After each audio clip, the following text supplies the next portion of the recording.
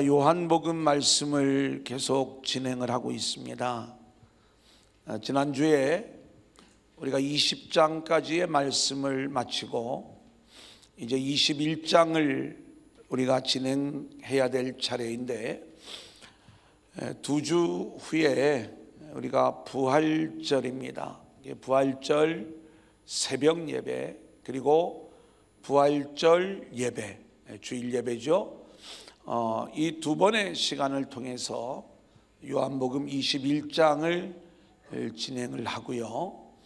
오늘과 그리고 다음 주는 우리가 요한복음 20장의 마리아 이야기, 그리고 도마의 이야기를 함께 나누고자 합니다.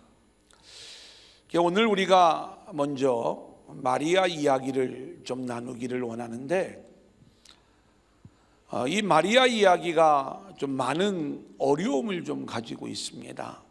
어떤 어려움이냐면,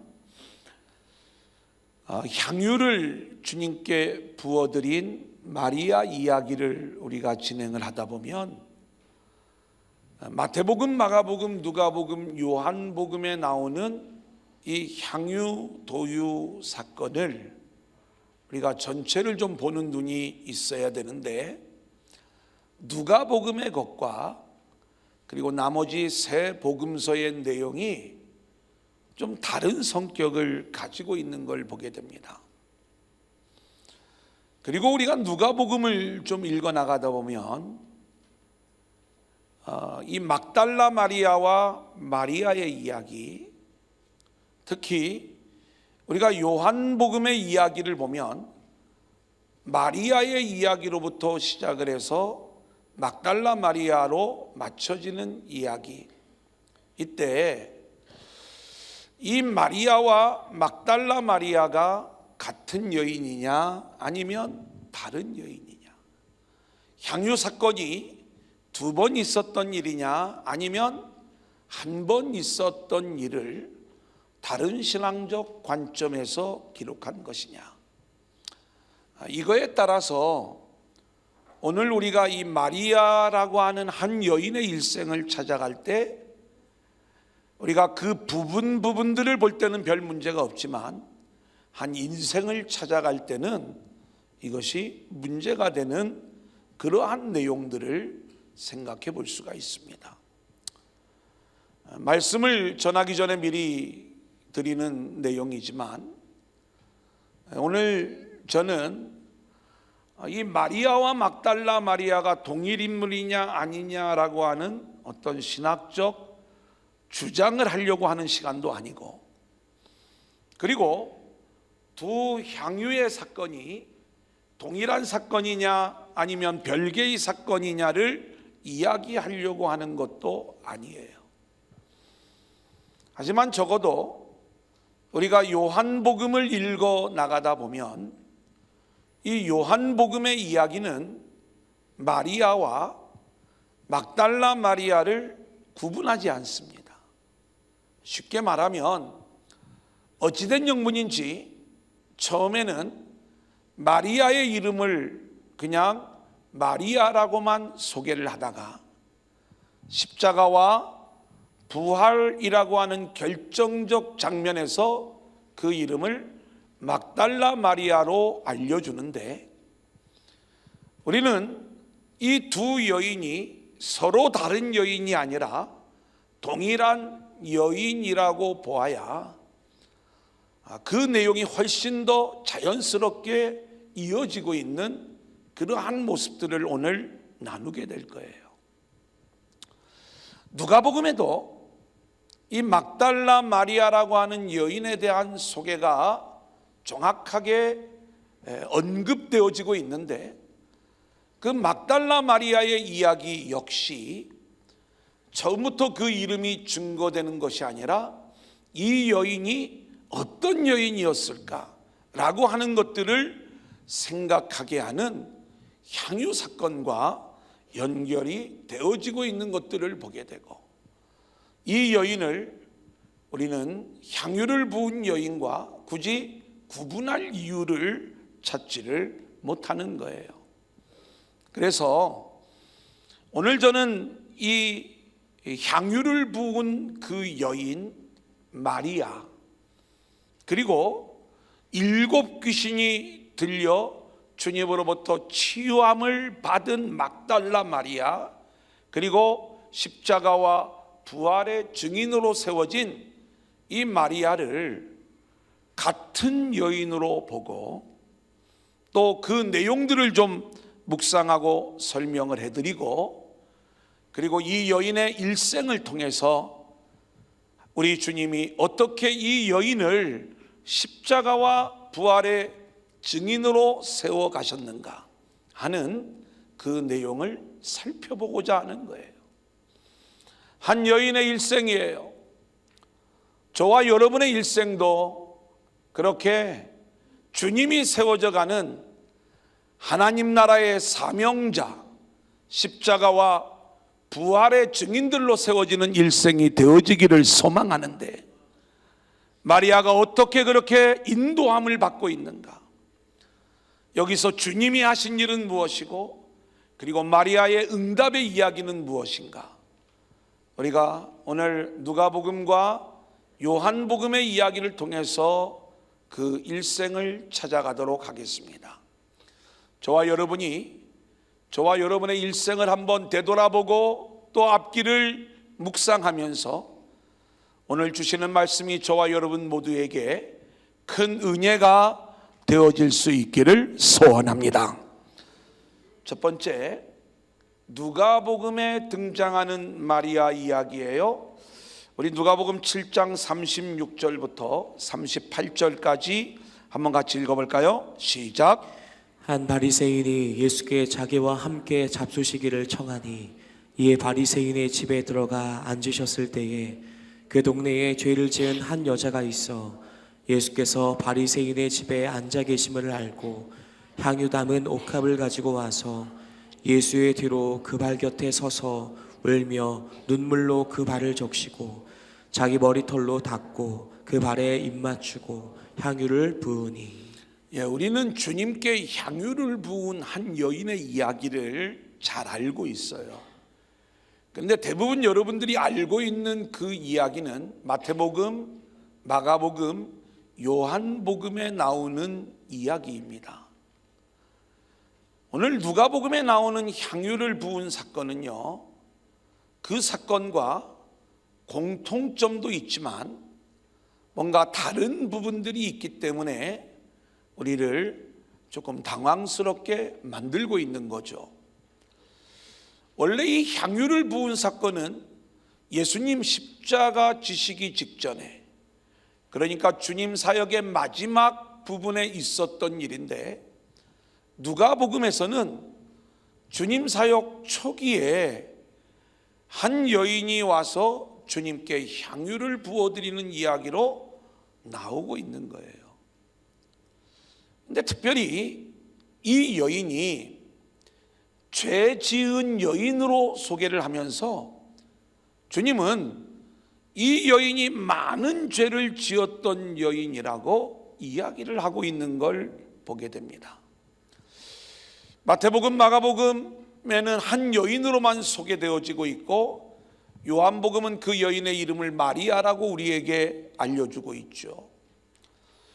이 사건이 일어난 장소를 누가복음은 알려주지 않습니다. 어느 동네라고만 이야기를 하고 있어요. 그리고 마태, 마가복음은 베다니 나병 환자 시몬의 집이라고 이야기를 하고, 그리고 요한복음에서는 베다니에 있었던 일로 이야기를 해주고 있습니다. 그런데 이 누가복음에 보면 이 일들이 바리새인 시몬의 집이었다라고 이야기를 해줌으로써 이 누가복음과 다른 복음의 유일한 공통점을 찾자면 이 집 주인장이 시몬이었다는 거죠. 당시의 이름이 흔한 이름들이 많이 있었기 때문에 동일 인물인지 아니면 동명이인인지 이것도 우리가 따져보아야 될 문제입니다.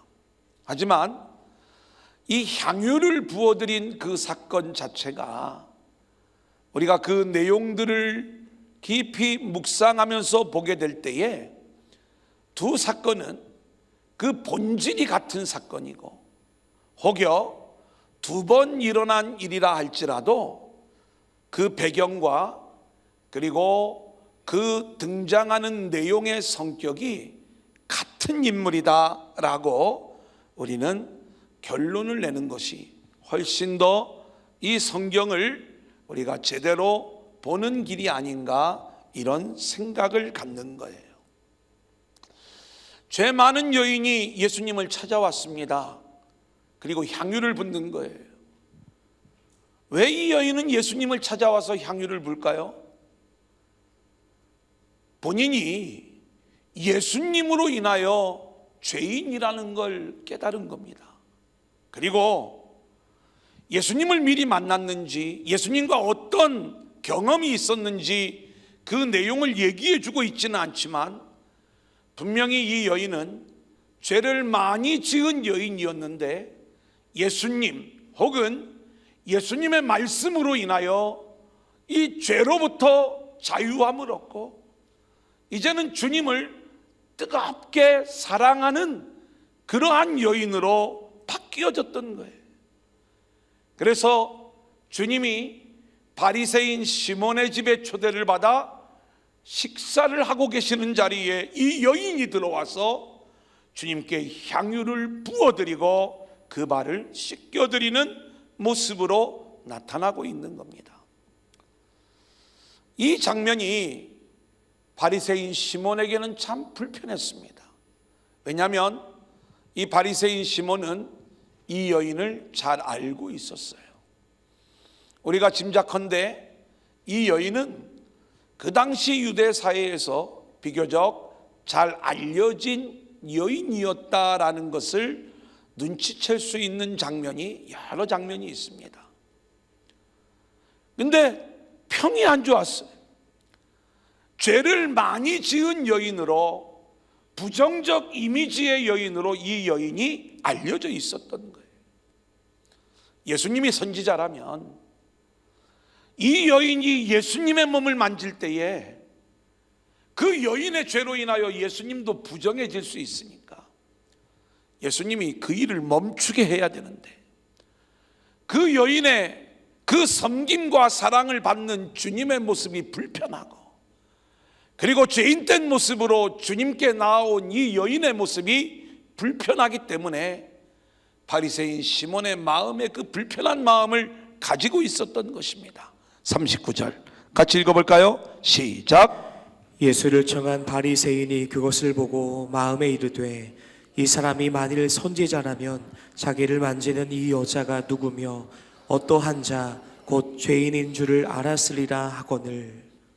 그때 예수님은 이 시몬의 마음을 금방 알아차리고서 많은 빚을 탕감받은 자가 더 기쁨과 감사가 넘치는 것처럼 이 여인은 많은 죄를 용서함 받았기 때문에 그 사랑이 큰 거야, 이것을 얘기해 주고 있죠.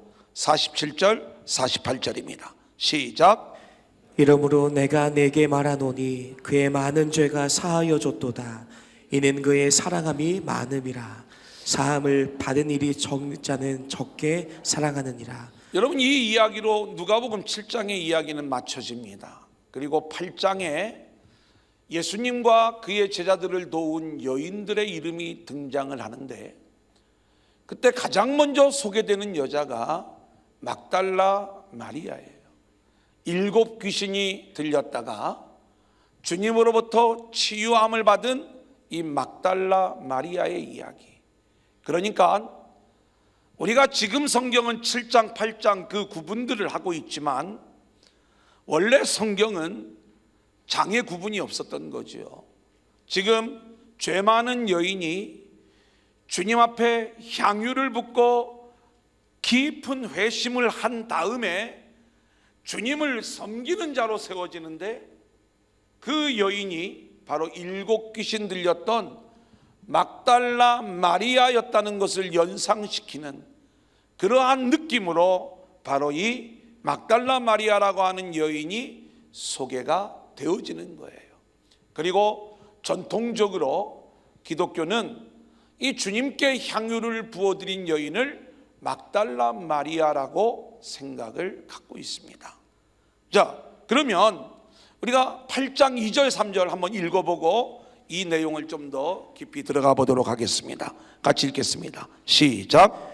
또한 악귀를 쫓아내심과 병고침을 받은 어떤 여자들 곧 7 귀신이 나간 자 막달라인이라 하는 마리아와 헤롯의 청지기 구사의 아내 요한나와 수산나와 다른 여러 여자가 함께하여 자기들의 소유로 그들을 섬기더라. 여러분, 이 막달라 마리아라고 하는 여인은 자기들의 소유로 주님을 섬기더라 라고 이렇게 이야기를 하고 있는 걸 보면 주님과 주님의 제자 공동체를 섬길 정도의 나름대로의 재산과 소유를 가지고 있었던 그러한 여인이라고 우리가 생각을 해볼 수가 있죠. 요약하면 막달라 마리아는 7 귀신 들렸던 여인인데 주님을 만나서 이 귀신으로부터 자유함을 얻고, 그리고 실제로 이 여인은 어느 정도의 물질을 소유한 여인의 모습으로 우리에게 알려지게 되는 거예요. 7 귀신, 여러분, 흔히 우리가 성경을 보면 7이라고 하는 숫자가 계속 드러나고 있기 때문에 그 7이라고 하는 숫자에 막혀서 그 7이 뭘까? 요한계시록을 보면 성령을 7영으로 표현을 합니다. 요한계시록 4장을 보면 천상의 하늘의 교회의 모습을 보여줄 때 보좌 앞에 7영을 설명해 주고 있어요. 이 7영을 문자로 푸는 세대주의자들은 그 7을 찾아냅니다.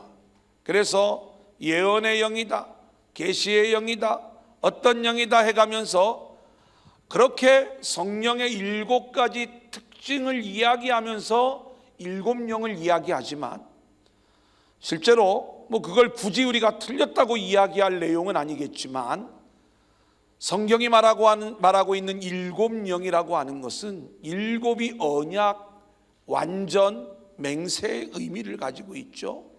그래서 홀로 완전하신 성령님을 우리는 7영이라고 하고, 이분이 언약을 성취하시는 그 일들을 진행하시는 거죠.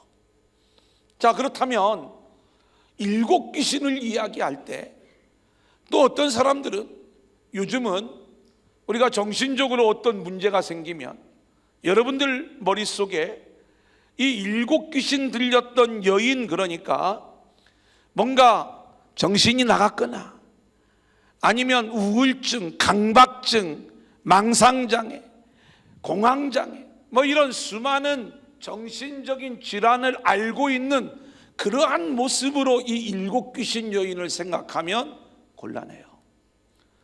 그 7이라는 것에서 이런저런 것들을 우리가 찾으려고 할 게 아니라 이 7이라고 하는 숫자는요, 귀신의 강력함에 완전히 눌려있는 그러한 모습이다, 이렇게 보고 있는 것이 옳습니다.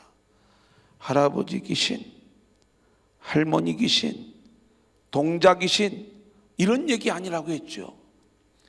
성경에서 말하는 귀신은요, 뭔가 꿈에 머리 풀어 헤치고 나타나는 그러한 귀신이 아니라 그 주인이 마귀예요. 마귀가 우리를 속이고 있는 모습인데, 마귀의 본질은 비진리의 영이요 비진리의 언어를 가지고 우리를 속이는 자라고 말씀을 드렸어요. 그래서 이 7 귀신 들렸던 마리아라고 하는 여인은 어떤 여인으로 보는 게 옳으냐? 악한 영에게 속아 넘어가서 악한 영이 이 여인을 끌고 가는 대로 세상의 향락과 세상의 물질과 그리고 세상의 모든 인생의 목적을 두고 살아갔던 여인인데, 이 여인이 그냥 우리가 보기에 허접한 그러한 어떤 모습으로 나타나는 게 아니라 많은 물질을 가지고 있으면서 그리고 유대사에 예루살렘에서 비교적 그 이름이 알려질 정도의 여인이라면 아마 이 여인은 뭔가 미모를 가지고 아니면 어떤 외적인 조건을 가지고 당시의 사회를 주름잡던 사람들과 가까이 하면서 부와 명예와 이런 향락을 즐기는 그러한 죄인이었을 수도 있다. 하지만 성경은 이 여인이 어떤 죄를 지었는지를 정확하게 알려주고 있지 않기 때문에 우리가 죄 많은 여인이라고 보면 가장 정확한 모습인 거고요.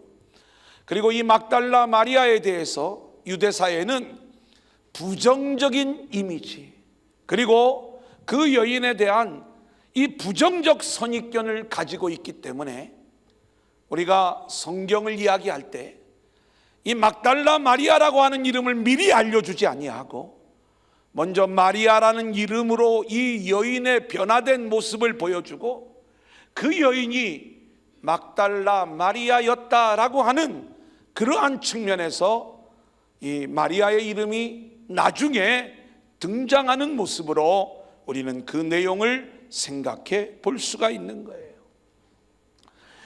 누가복음에도 마르다 마리아 이야기가 나옵니다. 우리는 마르다 마리아 자매의 이야기를 요한복음에서 그 자세한 내용들을 알 수 있지만 누가복음에도 그 내용이 나오는 걸 알 수가 있어요. 여러분들이 잘 알고 있는 내용이에요. 누가복음 10장 39절 한번 같이 읽어볼까요? 시작. 그에게 마리아라 하는 동생이 있어 주의 발치에 앉아 그의 말씀을 듣더니. 자, 42절 한번 같이 읽습니다. 시작. 몇 가지만 하든지 혹은 한 가지만이라도 족하니라.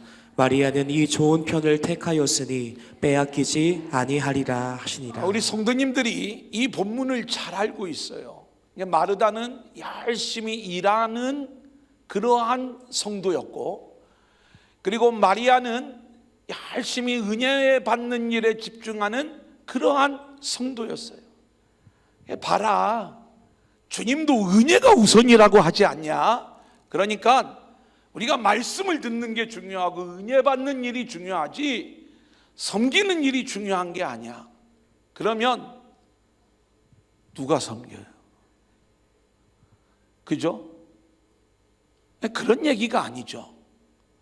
오늘 본문의 이야기는 주의 말씀을 듣는 이야기는 영적인 일이고 일을 하는 일은 세상 일이다, 이게 아니에요. 교회 안에서는 섬김의 일도 영적인 일인 줄로 믿습니다.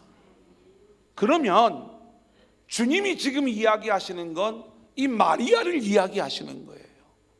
마리아는 악한 영, 비진리의 영에게 속아서 그의 인생이 많은 죄를 지으면서 세상을 따라 살아왔던 이 여인이 어느 날 주의 말씀을 듣고 내 인생이 잘못되었다는 것을 깨달은 후에 이 여인은 그의 모든 가치를 바꾸어 버리는 거예요.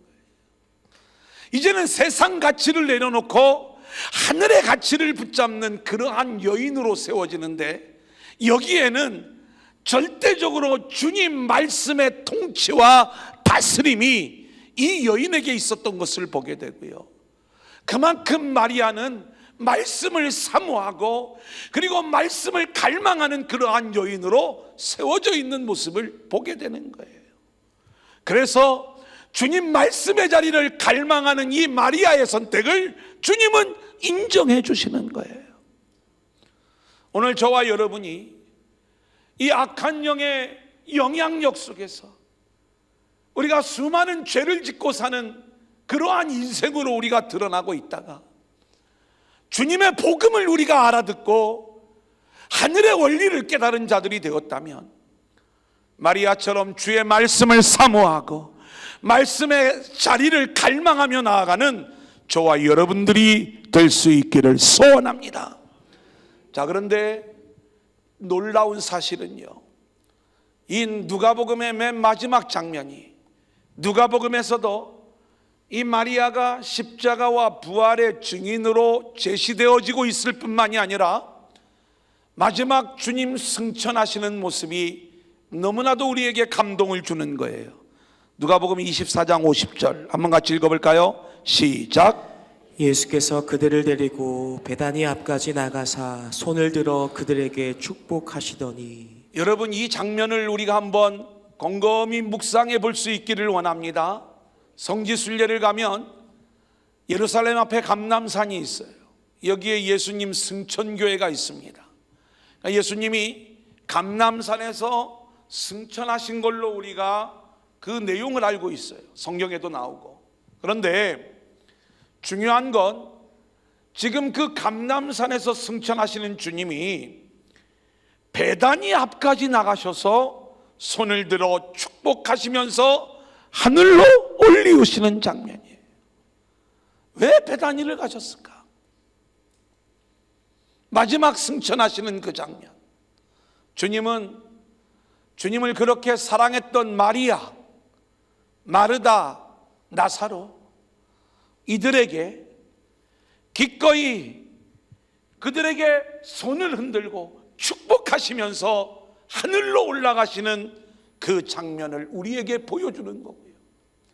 마리아 역시 주님을 마지막까지 배웅하면서 사랑하는 그 사랑의 모습을 우리에게 보여주는 감동적인 장면으로 우리가 이 내용을 묵상할 수가 있는 거예요. 자, 두 번째로 요한복음에 등장하는 마리아입니다. 우리가 한번 요한복음 11장 2절 같이 읽어볼까요? 시작.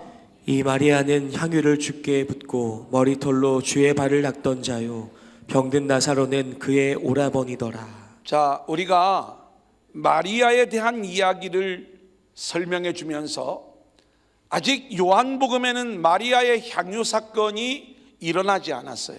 그러면 우리가 누가복음에 있었던 향유 사건을 우리가 별개의 사건으로 본다면 지금 이 마리아가 향유를 붓던 여인으로 등장을 하게 되는 거죠.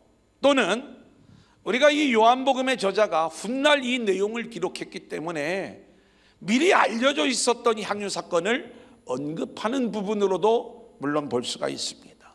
중요한 건 그만큼 이 마리아의 이야기는 세간의 이목을 집중시킬 정도의 향유를 부은 사건이 알려지고 또 그 이름이 알려져 있는 상태였다, 이렇게 이야기를 할 수가 있겠습니다. 여러분, 우리가 이제 요한복음을 진행하면서 이 마리아의 이야기를 좀 찾아보려고 하는데요, 실제로 당시의 여인의 위치, 여인의 지위라고 하는 것은 인권이 없었어요. 어떤 얘기냐면 우리가 오병이어의 기적을 이야기할 때 여자는 숫자를 쉬지도 않잖아요. 그죠? 우리도 몇 명 안 모이는 거예요. 보니까 여자 빼면 숫자를 안 쉬어요. 우리가 오늘 말씀의 결론이요, 마리아가 부활의 첫 번째 증인이 되고요, 이 마리아의 증언을 통해서 제자들도 부활의 소식을 듣는 것으로 세워지는 이 이야기가 오늘 말씀의 결론이에요. 그 죄 많은 여인이 어떻게 이렇게 주님의 수많은 제자들을 다 뒤로하고 강력한 십자가와 부활의 증인으로 세워질 수 있는가? 놀라운 건 당시의 여자들의 증언은요, 재판에서 전혀 효력을 발휘하지 못하는 증언인 거예요. 그만큼 여자들이 인정을 받지 못하는 거예요. 그런 사회에서 우리가 요한복음을 읽어 나가다 보면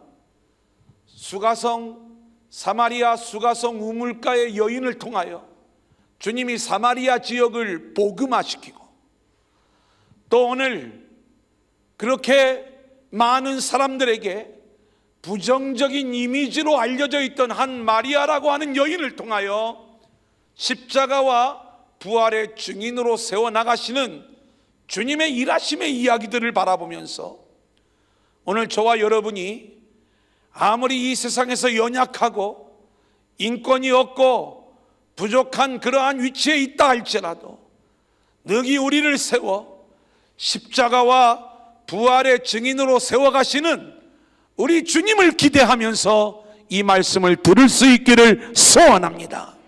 바라기는 저와 여러분의 인생이 그저 왔다가 가는 인생이 아니라 또 죄를 짓고 세상의 많은 것들을 우리가 소유한 것으로 끝나는 것이 아니라 우리 주님이 저와 여러분을 바꾸어 가시는데 하나님의 은혜 안에서 죄의 문제가 해결되어 이제는 십자가와 부활의 증인으로 우리들을 세워가시고자 하실 때 마리아의 인생처럼 그런 주님이 원하시는 인생들로 우리의 인생들이 세워질 수 있기를 소원하는 거예요.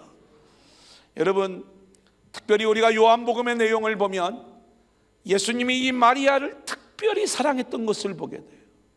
왜 마리아를 특별히 사랑했을까요? 많은 사람들이 제가 오늘 이 말씀을 준비하면서 많은 기록들을 살펴보고 또 다큐로 나온 내용들도 좀 살펴보고 이 막달라 마리아에 대한 수많은 기록들이 나와 있는 것들을 볼 수가 있어요. 근데 그 중에 어떤 내용들은 예수님과 그리고 이 마리아를 연인 관계로 로맨틱한 사랑을 나누는 관계로 그 내용들을 풀어가는 사람들이 있어요. 어리석은 일이에요. 주님의 일이 우리가 생각하는 그런 사람의 감정으로 이 내용을 풀어가는 것은 주님을 모르는 자의 모습인 거죠. 주님이 왜 이토록 마리아를 사랑하시는가? 그것은 주님을 향한 이 마리아의 사랑이 뜨겁고 순도 높은 아주 강렬한 사랑을 보여주고 있었기 때문에 그런 거예요. 그만큼 큰 죄인이었던 나를 구원하여 주시고 나에게 이 놀라운 사랑을 부어주시는 주님을 향한 이 간절하고도 열정적인 사랑이 마리아에게서 나왔기 때문에 우리 주님은 이 마리아를 끔찍이 사랑해 주시는 거예요.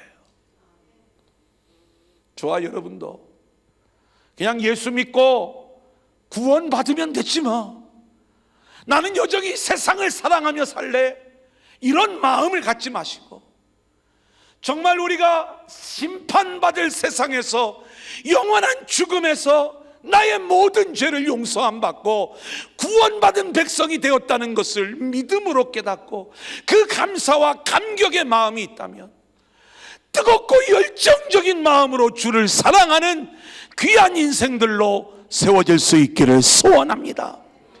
그래서 주님이요, 이 나사로가 죽었을 때 특별히 마리아를 찾는 장면을 보게 돼요. 28절 29절입니다 한번 같이 읽어볼까요? 시작. 이 말을 하고 돌아가서 가만히 그 자매 마리아를 불러 말하되 선생님이 오셔서 너를 부르신다 하니 마리아가 이 말을 듣고 급히 일어나 예수께 나아가매. 여러분, 우리가 이 요한복음의 내용을 계속 읽어보면 특별히 이 마리아가 얼마나 중요한 인물인가를 보게 돼요. 45절 46절을 볼까요? 마리아에게 시작. 마리아에게 와서 예수께서 하신 일을 본 많은 유대인이 그를 믿었으나 그 중에 어떤 자는 바리새인들에게 가서 예수께서 하신 일을 알리니라. 여러분, 많은 유대인들이 지금 마리아의 집에 와 있어요. 왜요? 나사로가 죽었어요. 나사로가 죽었는데 이 나사로가 죽음으로 인하여 마르다와 마리아를 위로하러 조문객으로 온 거예요. 그런데 그 조문객으로 많은 유대인들이 왔을 때에 물론 마르다의 손님도 많았겠지만 오늘 그 45절의 말씀을 보면 뭐라고 이야기를 하고 있냐면은 마리아에게 와서 예수께서 하신 일을 본 많은 유대인. 그러니까 그 당시의 예루살렘 유대사회에서는 어쩌면 이 마리아를 모르면 간첩일지도 몰라요. 그럴 정도로 이름이 알려져 있었고 마르다 마리아의 오라버니가 나사로가 죽었다는 이야기를 들었을 때 많은 조객들이 그곳에 찾아왔던 장면들을 보게 되고요. 그리고 실제로 나사로 부활의 장면을 함께 목격하는 모습으로 나타나는 것을 보게 됩니다. 더 놀라운 사실은요, 주님은요 이 나사로의 이야기를 통해서 마리아를 깨우고 있는데, 특별히 그의 오라버니가 죽음으로부터 부활하는 그 이야기를 통하여 마리아에게 분명한 부활 신앙에 대한 소망을 갖게 하시고, 그리고 우리가 요한복음을 읽어보면 알지만 십자가의 마지막 증인이 막달라 마리아고, 그리고 부활의 첫 번째 증인이 막달라 마리아로 등장하는 이야기를 통해서 주님이 이 여인을 얼마나 사랑하셨는가를 우리에게 보여주고 있는 거예요. 3페이지로 넘어갑니다. 예수님을 위한 잔치가 벌어집니다. 마태복음 26장 6절, 요한복음 12장 3절, 우리가 계속해서 읽습니다. 시작. 예수께서 베다니 나병 환자 시몬의 집에 계실 때에 마리아는 지극히 비싼 향유 곧 순전한 나드 한 근을 가져다가 예수의 발에 붓고 자기 머리털로 그의 발을 닦으니 향유 냄새가 집에 가득하더라. 여러분, 베다니 나병 환자 시몬의 집에서 있었던 일인데, 요한복음은 이것을 마르다, 마리아, 나사로가 주님을 위하여 잔치를 베풀어 드리는 모습으로 기록을 하고 있어요. 실제로 이 잔치의 절정은 마리아가 예수님께 향유를 부어드리는 사건입니다. 주님을 너무나도 사랑하는 그 사랑의 마음을 가지고 자신이 지금까지 세상에서 속아서 그토록 소중하게 여기며 모았던, 얼마나 많은 사람들이 이 여인에게 그 향유를 갖다 바치면서 이 여인을 자기 여인으로 삼으려고 노력을 했겠어요. 만약에 이 여인이 가톨릭에서 이야기하는 것처럼 창녀라고 이야기를 하면 그런 모습들이지 않겠어요? 그런데 그렇도록 그가 모아왔던 그 모든 것들을 이제는 주님을 위하여 다 쏟아부어드리고, 나는 주님 한 분이면 충분합니다, 그 은혜가 진짜 은혜입니다 라고 하는 믿음의 고백으로 이 향유를 부어드리고 있는 것 아닙니까? 향유를 부어드릴 작정을 안 하니까 아멘이 크게 안 나오는 거죠. 여러분, 이 자리에도 여전히 마리아를 비난하고 대적하는 대적자들의 비난과 멸시가 이어지는 걸 보게 돼요. 누가복음에서도 바리새인 시몬이 이 마리아의 헌신을 그렇게 못마땅하게 생각을 했는데, 오늘 본문에 보면은 가룟 유다가 이 여인의 헌신을 그토록 멸시하고 부정적으로 그 내용을 평가하고 있는 내용을 보게 되는 거예요.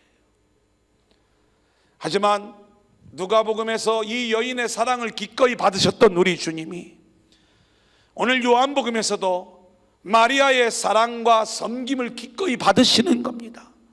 12장 7절, 그리고 마태복음 26장 12절 13절 계속해서 읽습니다. 시작.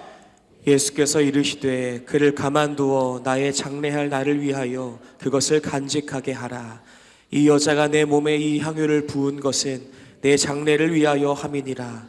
내가 진실로 너희에게 이르노니 온 천하에 어디서든지 이 복음이 전파되는 곳에서는 이 여자가 행한 일도 말하여 그를 기억하리라 하시니라. 여러분, 주님을 사랑하는 일이 그렇게 쉬운 일이 아닙니다. 이렇게 대적자들이 우리를 비난하고 멸시하고 너 미쳤냐? 왜 그렇게 살아가냐? 별 이야기를 다 할 수 있는 그러한 상황 속에서도 주님을 향한 마리아의 용기 있는 사랑의 행동이 주님으로부터 인정을 받고 있는 거예요. 결국 이 여인은요, 십자가의 마지막 증인으로 세워집니다. 19장 25절 시작. 예수의 십자가 곁에는 그 어머니와 이모와 글로바의 아내 마리아와 막달라 마리아가 섰는지라. 부활의 첫 번째 증인이요, 요한복음 20장 1절 시작. 안식 후 첫날 일찍이 아직 어두울 때에 막달라 마리아가 무덤에 와서 돌이 무덤에서 옮겨진 것을 보고. 여러분, 주님을 뜨겁게 사랑하여 주님의 장례까지 예비했던 그 마리아가 십자가의 마지막 증인이요 부활의 첫 번째 증인이 되는 것 자연스러운 거예요. 그 여인의 이름이 막달라 마리아라고 알려주고 있는 거예요. 왜요? 왜 처음부터 안 알려주냐고요? 우리가 처음부터 막달라 마리아라는 이름을 듣고 시작을 하면 막달라 마리아에 대해서 부정적인 선입관을 가지고 있었던 사람들은 이 여인의 진짜 이야기를 부정적 선입관을 가지고 듣고 있기 때문에 마리아로 시작을 해서 그 여인이 막달라 마리아, 우리가 잘 알고 있는 막달라 마리아다, 이 이야기를 들려주고 있는 거예요. 자, 이제 오늘 말씀의 결론입니다. 한번 따라합니다. 마리아의 신앙. 자, 우리가 이렇게 향유를 부어드린 여인이 막달라 마리아였음을 우리가 생각하게 된다면 우리는 이 마리아의 인생과 이 마리아의 신앙의 이야기를 좀 더 깊이 찾아가 볼 수 있을 것입니다. 이 여인은 마리아라는 이름을 가지고 태어났어요. 마리아라고 하는 이름 자체가 고통, 슬픔을 가진 이름이라고 그랬죠. 죄로 인하여 슬픔과 고통의 인생을 살아갈 수밖에 없는 마리아의 인생을 보여주는 그 이름인 거예요. 근데 이 여인이 예수님을 만나서 이제는 그 고통의 인생에서 기쁨과 감사로, 그리고 주님을 뜨겁게 사랑하는 여인으로 바뀌어지는, 주님이 그렇게 이 여인을 세워가시는 이야기를 우리가 함께 찾아보고자 하는 거예요. 주님을 만나기 전에 마리아는 어떤 모습이었을까요? 막달라 지역 출신의 여인이었어요. 성경은 죄 많은 여인, 7 귀신 들린 여인으로 표현하고 있죠. 이 이야기는 우리가 구체적으로 성경에 드러나고 있지 않은 내용을 말할 수가 없기 때문에 그저 세상의 가치를 추구하며 많은 물질을 벌어들였을 뿐만이 아니라 어느 정도 그 지역 사람들에게 이름이 알려진 여인이었을 것이다, 우리는 이렇게 생각할 수가 있습니다. 이렇게 세상 향락과 세상의 물질을 추구하고 있는 이 여인의 모습을 성경은 7 귀신 들린 여인으로 표현을 하고 있고요. 그리고 이 여인이 주님으로부터, 그 귀신으로부터 자유함을 얻는 그 역사를 경험하게 되는 거예요. 마리아 가족이 언제부터 베다니에 와서 살았는지 성경은 그 내용을 얘기하지 않습니다. 혹여 막달라에 살던 이 마리아 가족이 이제 주님을 만나고 새 출발을 하기 위하여 베다니로 왔을지도 모르겠습니다. 하지만 그건 그게 중요한 이야기가 아니죠. 마리아의 삶은 주님 만나기 전과 주님을 만난 이유가 확연히 구분되고, 그리고 놀라운 변화의 모습을 우리들에게 보여주고 있는 걸 보게 돼요. 주님을 만나기 전에는 자신의 이름이 드러나고, 그리고 세상의 물질을 모으고, 또 많은 사람들이 자기에게 이 향유를 갖다 바치면서 자기와 가까이 하려고 하는 그러한 사람들을 즐기며 살았던 인생, 이것이 마리아의 인생이었어요. 그런데 주님을 만나고 나서는 그렇게 세상의 향유가 더 이상 자기에게 소중한 것이 되지 않아 이 모든 것들을 주님께 쏟아부어 드리고, 그리고 이제 나는 주님이면 충분합니다, 주님 한 분만으로 그는 만족하면서 주님만을 뜨겁게 사랑하는 여인으로 바뀌어져 있는 거예요. 사랑하는 여러분, 주님을 향한 마리아의 사랑과 헌신이 저와 여러분들을 통하여도 드러날 수 있기를 소원합니다.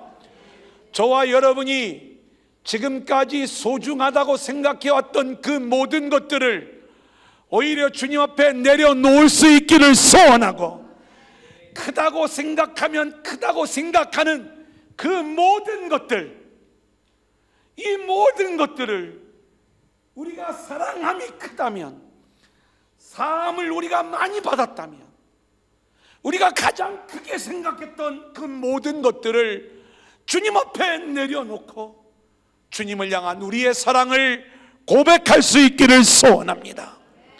마리아가 자신이 소중하다고 생각해서 열심히 모았던 향유를 기꺼이 주를 위해 드리고 세상에 소유하고는 비교할 수 없는 주님 사랑을 선택하고 있는 것처럼 저와 여러분의 인생이 이제는 주님을 뜨겁게 사랑하고 그 주님의 큰 사랑을 함께 받아 누리면서 주님과 친밀한 가운데 저와 여러분의 일생을 살아가는 우리의 인생들이 되어질 수 있기를 소원합니다.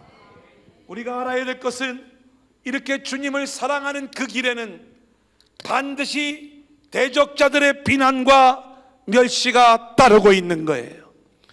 세상의 비난과 멸시가 우리에게 손가락질하는 거예요. 하지만 여러분, 그 모든 것들을 이겨내고 더 뜨거운 사랑의 모습으로 주님 앞에 나오는 저와 여러분들이 되어질 수 있기를 소원합니다. 십자가와 부활, 승천에서 보여지는 마리아의 이야기.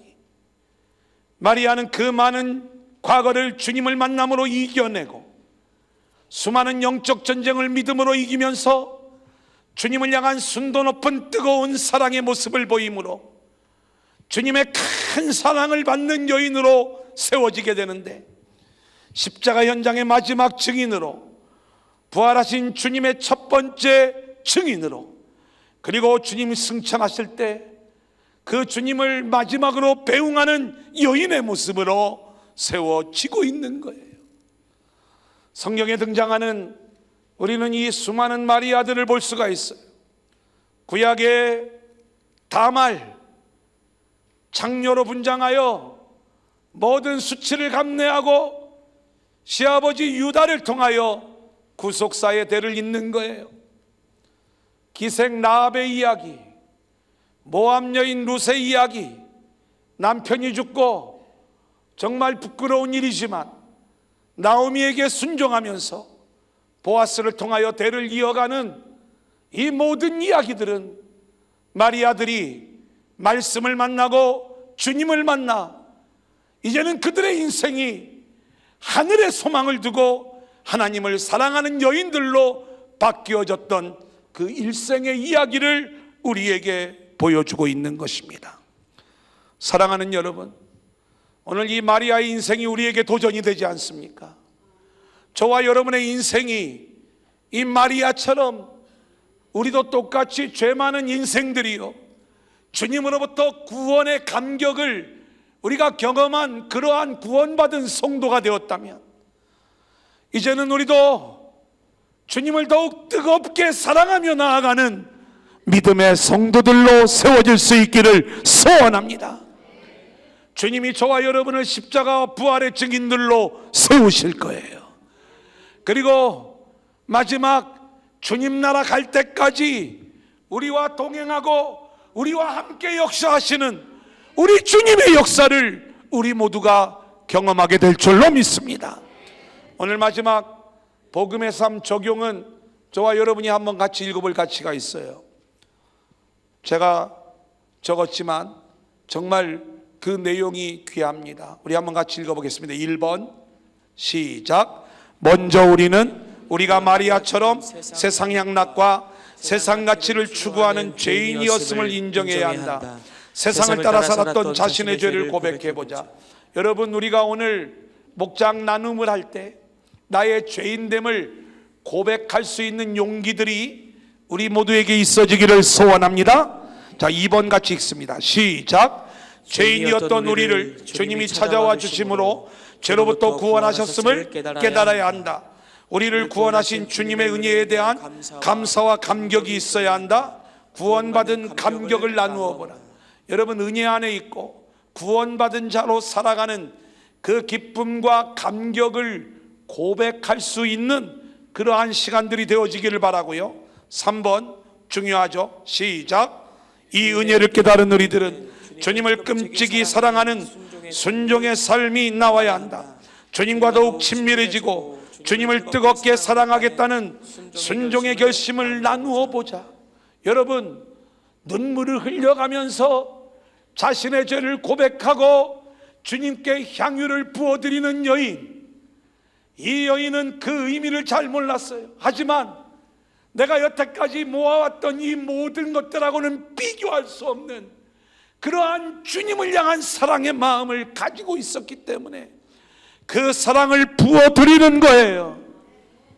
저와 여러분의 향유를 주님께 부어드리는 사랑의 모습들이 있어지기를 소원합니다. 큰일 났네. 일생 동안 모은 물질 갖다 부으라는 얘기가 아니에요.